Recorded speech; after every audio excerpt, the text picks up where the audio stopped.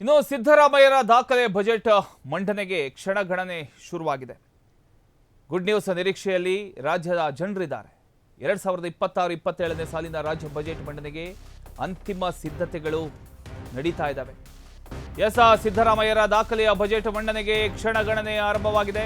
Good news ನಿರೀಕ್ಷೆಯಲ್ಲಿ ರಾಜ್ಯದ ಜನರಿದ್ದಾರೆ. ಈಗ 2026-27ನೇ ಸಾಲಿನ ರಾಜ್ಯ ಬಜೆಟ್ ಮಂಡನೆಗೆ ಅಂತಿಮ ಸಿದ್ಧತೆಗಳನ್ನು ಮಾಡಿಕೊಳ್ಳಲಾಗಿದೆ.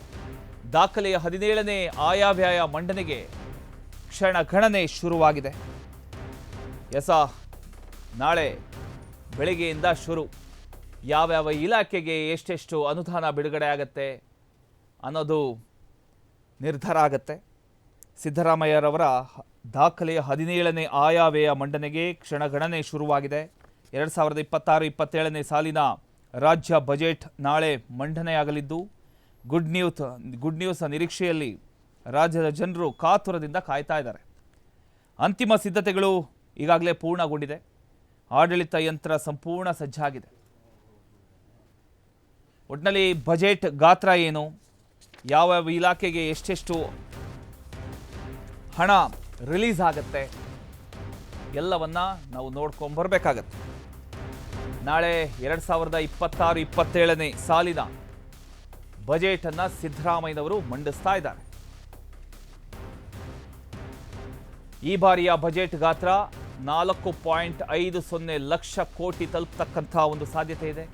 2025-26ನೇ ಸಾಲಿನಲ್ಲಿ 4.9 ಲಕ್ಷ ಕೋಟಿ ರೂಪಾಯಿ ಗಾತ್ರದ ಬಜೆಟ್ ಮಂಡನೆ ಆಗಿತ್ತು.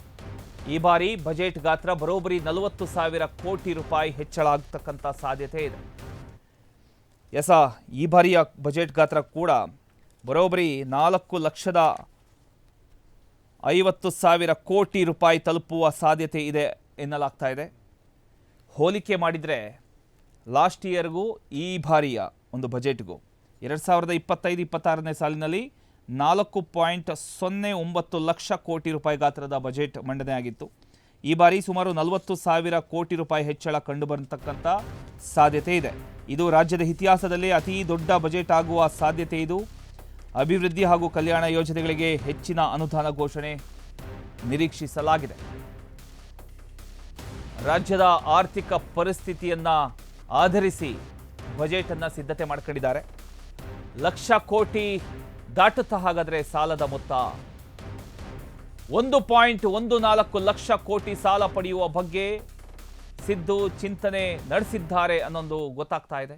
ಬಜೆಟ್ನಲ್ಲಿ ಸಾಲ ಪಡೆಯತಕ್ಕಂಥ ಕುರಿತಂತೆ ಅದನ್ನು ಕೂಡ ಘೋಷಿಸುವಂತ ಸಾಧ್ಯತೆ ಇದೆ.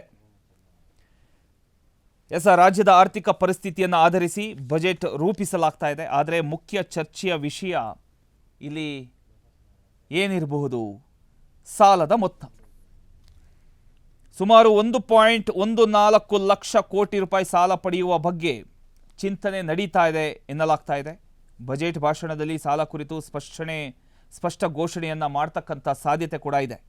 ಒಟ್ಟು ಸಾಲದ ಮೊತ್ತ ಲಕ್ಷ ಕೋಟಿ ಗಡಿ ದಾಟ್ತಕ್ಕಂಥ ಒಂದು ಪ್ರಶ್ನೆ ಕೂಡ ಇದೀಗ ಚರ್ಚೆಗೆ ಗ್ರಾಸ ಆಗಿದೆ. ಒಟ್ಟಾರೆ ಸಿದ್ದರಾಮಯ್ಯರ 17ನೇ ಬಜೆಟ್ ರಾಜ್ಯದ ಆರ್ಥಿಕ ದಿಕ್ಕು ನಿರ್ಧರಿಸತಕ್ಕಂಥ ಒಂದು ಮಹತ್ವ ಘಟ್ಟೆಯಾಗಿದೆ. ನಾಳೆಯ ಆಯವ್ಯಯ ಭಾಷಣದಲ್ಲಿ ಜನರಿಗೆ ಗುಡ್ ನ್ಯೂಸ್ ಸಿಗುತ್ತಾ ಅಥವಾ ಸಾಲದ ಭರೆ ಹೆಚ್ಚಾಗುತ್ತಾ? ರಾಜಕೀಯ ಹಾಗೂ ಆರ್ಥಿಕ ವಲಯಗಳಲ್ಲಿ ಈ ಒಂದು ವಿಚಾರ ಸಾಕಷ್ಟು ಕುತೂಹಲ ಕೆರಳಿಸಿದೆ. ಪಂಚ ಗ್ಯಾರಂಟಿ ಯೋಜನೆಗಳಿಗೆ ಮುಂದುವರೆದ ಅನುದಾನ, ರೈತರು, ಮಹಿಳೆಯರು, ಯುವಕರಿಗೆ ವಿಶೇಷ ಒಂದು ಪ್ಯಾಕೇಜ್, ಮೂಲ ಸೌಕರ್ಯ ಅಭಿವೃದ್ಧಿಗೆ ಹೆಚ್ಚಿನ ಹಣ, ಬೆಲೆ ಏರಿಕೆ ನಡುವೆ ಜನಸಾಮಾನ್ಯರಿಗೆ ಎಲ್ಲ ಒಂದು ಕಡೆ ಸ್ವಲ್ಪ ತಂಪಾಗಬಹುದಾ ಇಲ್ವಾ ಎಲ್ಲವನ್ನ ಕಾದು ನೋಡಬೇಕಾಗಿದೆ.